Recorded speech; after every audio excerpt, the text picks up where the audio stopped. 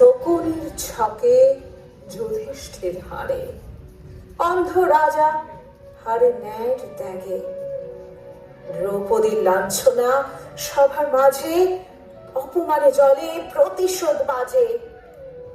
কর্ণ, তার মনে ছিল দ্বিধার ছায়া, কৌরব বন্ধুত্বে যে বাঁধা কর্তব্যের মায়া। কৃষ্ণ তো এনেছিল শান্তির বাণী, কিন্তু দুর্যোধন তার অহংকার তো জানি। শুধু 5টি গ্রাম দিলেই যে তা থাকতো ক্ষয়, কিন্তু লোভের অগ্নিতে ভস্য জয় পরাজয়। মহাভারত তাই শুধু নয় কাহিনী, এ হলো মানব জীবনের শাশ্বত ধ্বনি। কুরুক্ষেত্র শুধু অতীত নয়, কলিকালের সমাজ দর্শনও আজ একই চিত্র বয়।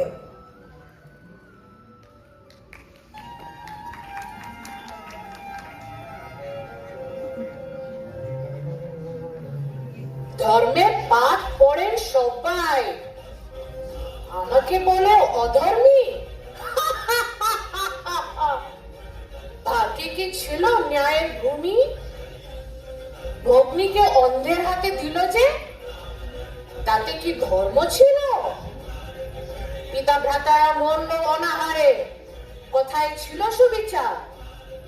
আমি শুধু প্রতিবাদ করলে দুরাচারী, প্রতিশোধ নিলে পাপী।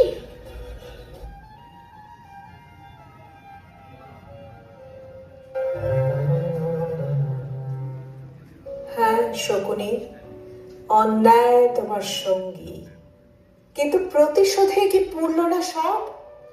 ধৃতরাষ্ট্র ভীষ্ম কি শুধু ছিল না তোমার দোষী?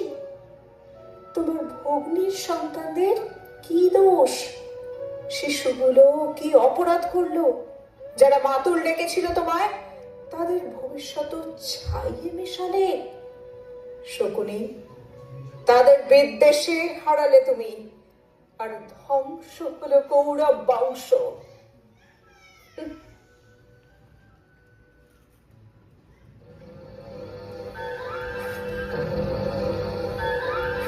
মাতুল, মাতুল, ইন্দ্রপ্রস্থের এই অপমান আমার সহ্য হচ্ছে না।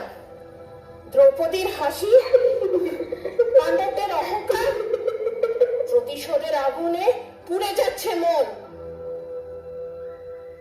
ভাগ্নে, ক্রোধে অন্ধ হলে শত্রু হাসে। বুদ্ধি দিয়ে কাজ করো, জয় নিশ্চিত। দ্বিধা নাই। কিভাবে, কিভাবে বলো, কিভাবে? পথ দেখাও। পাণ্ডবদের জ্যেষ্ঠ ভ্রাতা পাশা খেলায় বড়ই দুর্বল। ওই যুধিষ্ঠিরকে ডাকো, তার দুর্বলতাকে কাজে লাগাও। তাদের সর্বশান্ত করি। চমৎকার। তবে পিতা কি সম্মতি দেবেন? নিশ্চয়ই দেবেন বৎস। মহারাজ তার পুত্রকে যে বড় ভালোবাসেন, সব কিছু করতে প্রস্তুত। কি তো অবশ্যই হবে।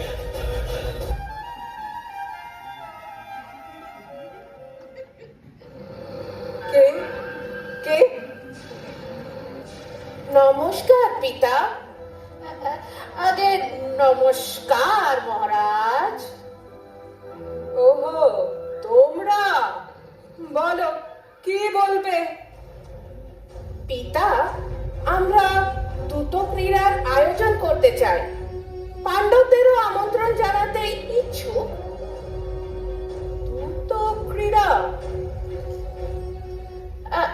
আগে মহারাজ, ইহা শুধু বিনোদন নয়, হস্তিনাপুরের সৌহার্দ্য বৃদ্ধিতেও আবশ্যক বটে। যদি সৌহার্দ্য বাড়ে তাতে আপত্তি নেই, তবে যেন কোনো বিবাদ না হয়। আমার আশীর্বাদ তোমাদের সঙ্গে। আপনার আশীর্বাদ আমাদের সঙ্গেই থাকুক পিতা।